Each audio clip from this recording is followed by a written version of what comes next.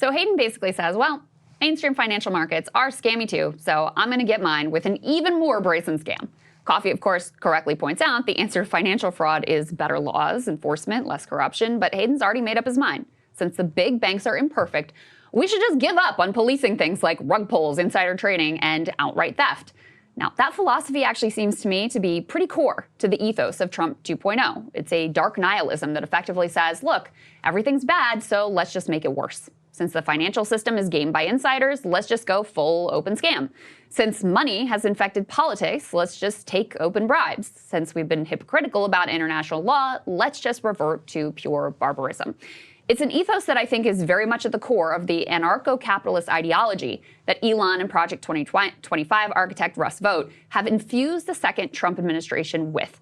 Since governments can't fully check corporate power, just disband the government, privatize all functions, and let the oligarch CEO dictators run wild. Don't believe me? Just listen to Mark Andreessen, as influential a person as any in this administration, explain how since democracy will always be flawed, we should just openly embrace oligarchy. So the iron law of oligarchy basically says democracy is fake. There's always a ruling class. There's always a ruling elite structurally. And he said the reason for that is because the masses can't organize. Right.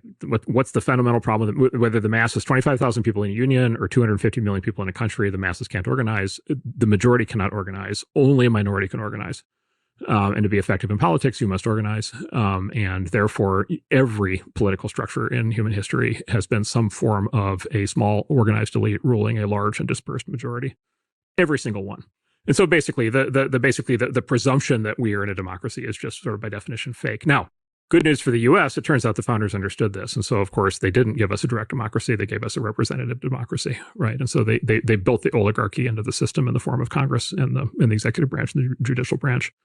So as a consequence, democracy is always and everywhere fake. There is always a ruling elite.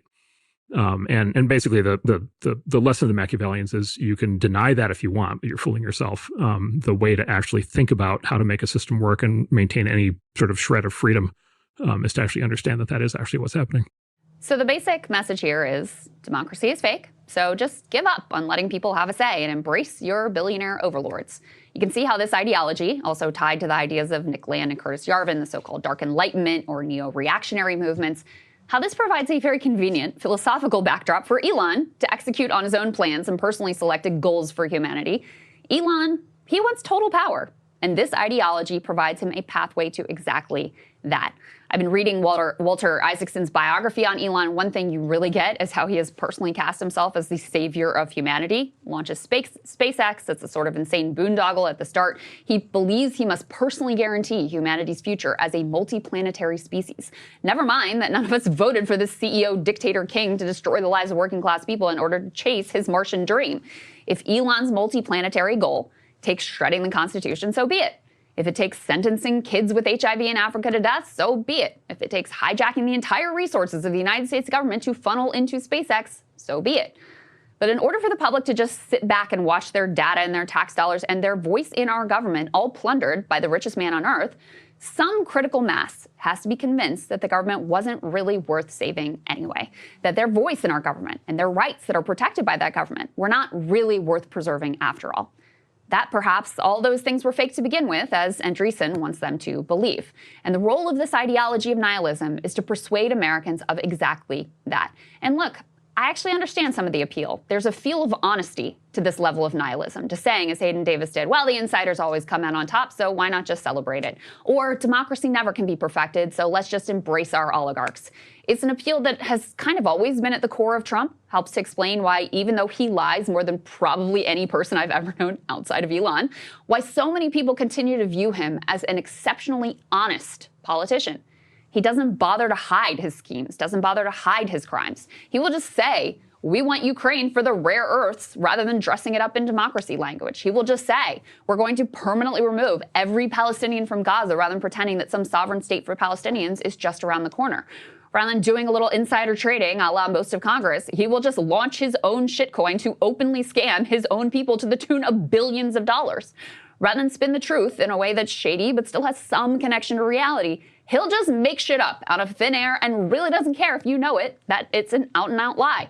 This brazenness gives his lies somehow the vibe of honesty. The everything is bad, let's make it worse nihilism also provides another kind of psychological reward because it prizes a total lack of self-restraint. If big banks are rigging the system, why should Hayden Davis restrain himself from running mass scams? If politicians spin and obfuscate, why shouldn't you lie and cheat to get ahead? And what fun really ultimately is self-restraint? Feels good to let loose, say and do whatever you want to do. That removal of the burden of self-restraint was experienced as a sort of liberation for plenty after Trump won. In the immediate aftermath of Trump's victory, a top banker delightedly told the Financial Times how happy he was that he could use slurs in the workplace again. Quote, "I feel liberated," one top banker told the paper.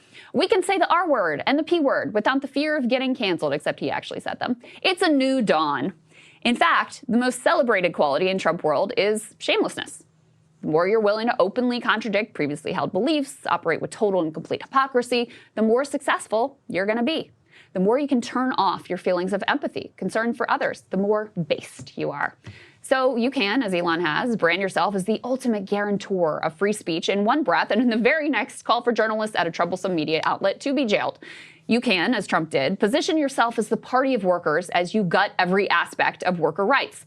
You can, as RFK Jr. did, claim you're on a mission to make America healthy again, and then say absolutely nothing as a seed oil lobbyist is installed at the USDA, and life-saving disease research is gutted. You can compile an ASMR video of migrants being deported, so your most deranged supporters can be stimulated by the visuals of human beings treated as animals. So based, Elon replied. These lies, cruelties, and hypocrisy, they all trigger outrage.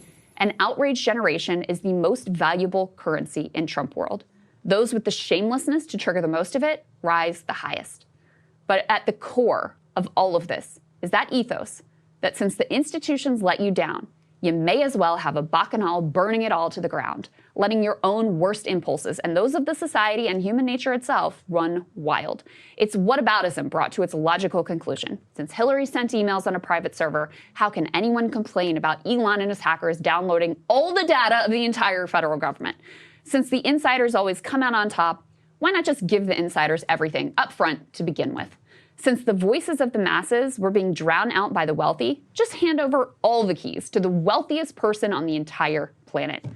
To borrow CoffeeZilla's analogy here, their answer to the brakes failing is to rip the brakes out entirely and send the car careening towards a cliff. Listen, it's a fun and easy solution right up until the crash.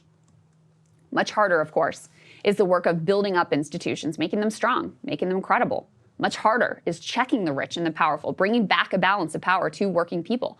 Much harder is checking imperial power and restoring a semblance of global cooperation and respect. But to use an Elon phrase here, society is at a fork in the road. On one path lies a rebuilt New Deal with capital checked, a government unafraid of standing up to the wealthy, a social contract that provides stability, prosperity for everyone. On the other path lies the societal equivalent of a crypto pump and dump scheme, where for a brief moment, you might actually feel like you're winning right before the rug is pulled. And insiders like Elon, Andreessen, Peter Thiel, the Trumps, the rest of the billionaire class rob you blind. To be honest, we might already be set irrevocably on that bump and dump path. But it is our responsibility to our loved ones, our kids, future generations, to never stop fighting and to never stop believing fundamentally that humans are capable of more than just burning it all down. And Ryan, I was curious in particular your thoughts on that, Andreessen. Hey guys, if you want to see what I had to say to Crystal's monologue, not just this one, all of them, going back to the very beginning, become a premium subscriber today, breakingpoints.com.